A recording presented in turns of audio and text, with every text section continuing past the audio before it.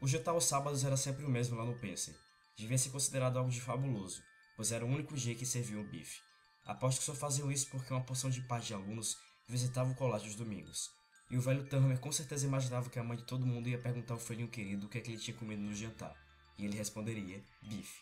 Eram safados. Valia a pena ver os tais bifes. Umas porcariazinhas duras, sem caldo, a gente mal conseguia partir. Vinham sempre acompanhados de um purê de batata tudo encalombado, e a sobremesa era um pudim nojentérrimo que ninguém comia. A não ser talvez os meninos do primário, por inexperiência, ou sujeitos como Eckley, que comiam qualquer droga.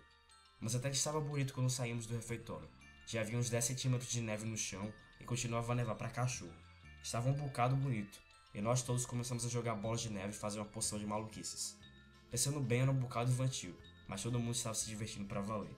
Eu não tinha namorado nem nada, por isso combinei com um amigo meu que era do time de luta livre, o Mal Brossard, da gente tomar um ônibus para Angerstal, comer qualquer coisa por lá e talvez assistir uma droga do filme. Nenhum de nós dois estava com vontade de passar a noite inteira sentado em cima do rabo. Perguntei ao Mal se ele se importava que o Eckley fosse conosco, porque o chato nunca fazia nada nas noites de sábado, a não ser ficar trancado no quarto espremendo as espinhas ou coisa que o valha. Mal respondeu que não se importava, mas que também não se entusiasmava muito com a ideia. Ele não gostava muito do Eckley. De qualquer modo, cada um foi para o seu quarto se arrumar e tudo. E enquanto eu caçava minhas galoches, gritei na direção do quarto do Eckley, perguntando se ele queria ir ao cinema. Bem que ele podia me escutar através das cortinas do banheiro, mas não respondeu logo. Era o tipo do sujeito que odeia responder imediatamente. Afinal veio até meu quarto, atravessando as cortinas, parou na borda do chuveiro e perguntou quem ia, além de mim. Tinha sempre que saber quem ia com ele. Juro que se um dia ele sofresse um naufrágio e alguém fosse socorrê-lo na porcaria do bote, o Eckley não saía da água antes de saber quem estava remando. Eu disse que o Mal Brossard também ia, e ele respondeu: aquele cretino. Tá bem, me espera um minuto. Parecia que estavam nos fazendo um grande favor. Demorou umas 5 horas para se aprontar. Enquanto esperava, fui até a janela, abri uma banda e comecei a fazer uma bola de neve, sem luva nem nada. A neve estava um bocado boa para isso, mas não joguei a bola em coisa nenhuma. Cheguei a começar a jogar no carro que estava estacionado do outro lado da rua, mas eu mudei de ideia, porque o carro estava bonito para chuchu, todo coberto de branco. Aí fiz putaria no hidrante, mas o hidrante também estava com um jeitão simpático, todo de branco. Afinal resolvi não jogar em lugar nenhum. Fechei a janela e fiquei andando pelo quarto, endurecendo ainda mais a bola de neve. Algum tempo depois, quando Brossard, o Eckley e eu tomamos um ônibus, ainda estava com ela na mão. O motorista abriu a janela e me disse para jogá-la fora. Expliquei a ele que não ia tirar a bola em ninguém, mas não houve jeito dele me acreditar. Ninguém nunca acredita na gente. O Brossard e o Eckley já tinham visto o filme que estava passando, por isso a única coisa que fizemos foi comer uns sanduíches, dar uma voltinha pelas ruas e tomar um ônibus de volta para o Pêssego. De qualquer maneira, pouco me importava de não ver o filme. Parece que era uma comédia com o Cary Grant e essa droga toda. E além disso, já tinha ido uma vez ao cinema na companhia daqueles dois. Ambos costumavam rir como hienas por causa de qualquer besteira, mesmo que não tivesse a mínima graça. Não dava nem prazer sentar ao lado deles no cinema. Quando voltamos para o dormitório, devia ser umas 15 para as 9. O Brossard era maníaco por bridge e começou a procurar parceiros para uma partida. O chato do Eckley, para variar, plantou-se no meu quarto. Só que, em vez de sentar no braço da poltrona do Stradleira, deitou na minha cama, com a cara bem em cima do meu travesseiro e tudo. Começou a falar com aquela voz monótona, ao mesmo tempo que exprimia as espinhas. Dei-lhe 1000 indiretas, mas não consegui me livrar dele. Ficou lá falando naquela voz monótona sobre uma garota com quem ele dizia ter tido relações sexuais no verão passado. Já tinha me contado essa história umas 100 vezes, mas cada vez que contava era diferente. Numa hora a coisa tinha acontecido no buíque do primo dele, na hora seguinte já era na praia. Naturalmente era tudo mentira. Se alguma vez vi alguém virgem, esse alguém era ele.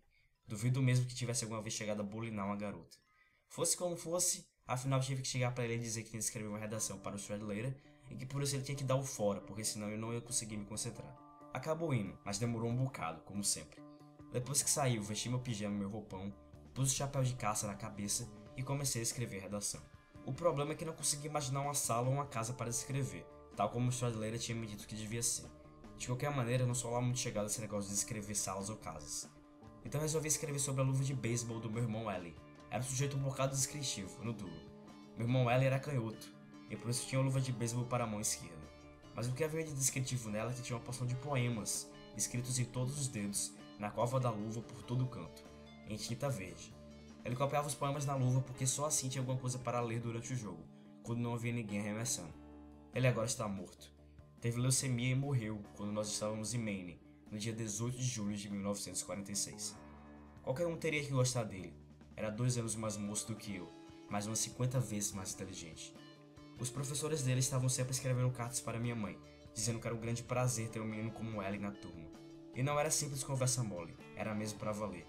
O caso é que ele não era só mais inteligente da família, era também o melhor de todos, em muitos sentidos. Nunca ficava aborrecido com ninguém. Dizem que as pessoas de cabelo vermelho estão sempre se irritando com a maior facilidade, mas o Ellie nunca brigava, e tinha um cabelo um bocado vermelho. Para mostrar como o cabelo dele era vermelho, eu me lembro que uma vez, nas férias de verão, quando eu tinha uns 12 anos, estava jogando golfe. Comecei a jogar golfe quando eu tinha 10 anos. E assim, sem mais nem menos, tive a impressão de que se me virasse de repente veria o Ellie. Olhei para trás e batata! Lá estava ele sentado na bicicleta, do outro lado da cerca. Havia uma cerca que corria em volta de todo o campo, a mais de 100 metros, me olhando da atacada. Isso mostra como o cabelo dele era vermelho.